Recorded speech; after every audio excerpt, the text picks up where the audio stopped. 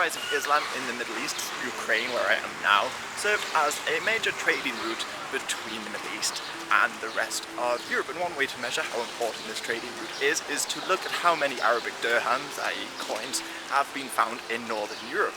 It's, I think, from what I've read anyway, about 70,000 have been found in Sweden, about 30,000 in the Baltic region, 4,000 in Denmark, and more elsewhere. But some historians, like Professor Cartier, estimate this is just a small sampling of the millions of coins that were imported during this time. But I should also say that the Varangian trade route, used to connect the Byzantine Empire with regions as far east as the Volga River. And one important commodity was slaves.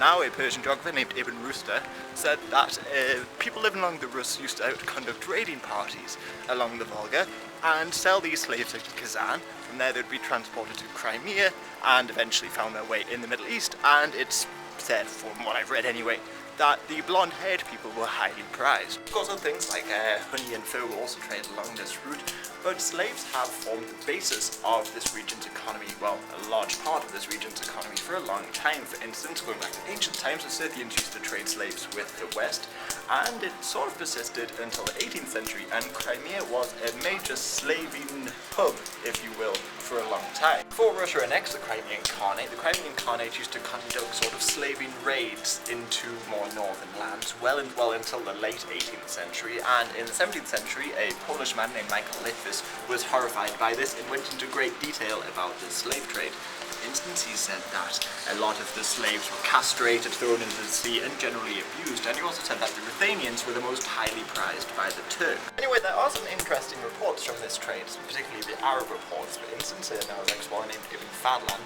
was very impressed by the Varangians, like the Vikings living in the area. He was very impressed by their physiques and said that they were built like palm trees.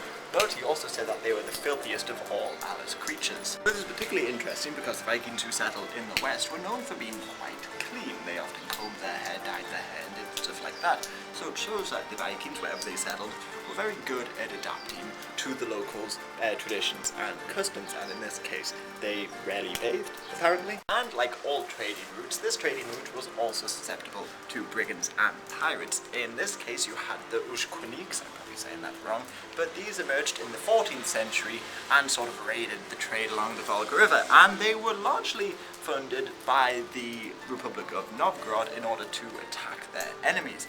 But the Ushkuniks often travelled very far away, and even attacked people as far east as Armenia. Now, trade along this route was carried on, as I said, until at least the 18th century. After all, the Ottomans even had ports in Crimea and along the Black Sea. But after the Kievan Rus declined, so too did trade between the Rus and the Middle East. So around the 11th, 12th, 13th century, it pretty much dried up. But a lot of the rivers that were very influential on this trading route, like the Volga River, remained very influential trading rivers until pretty much the construction of the Trans-Siberian Railroad.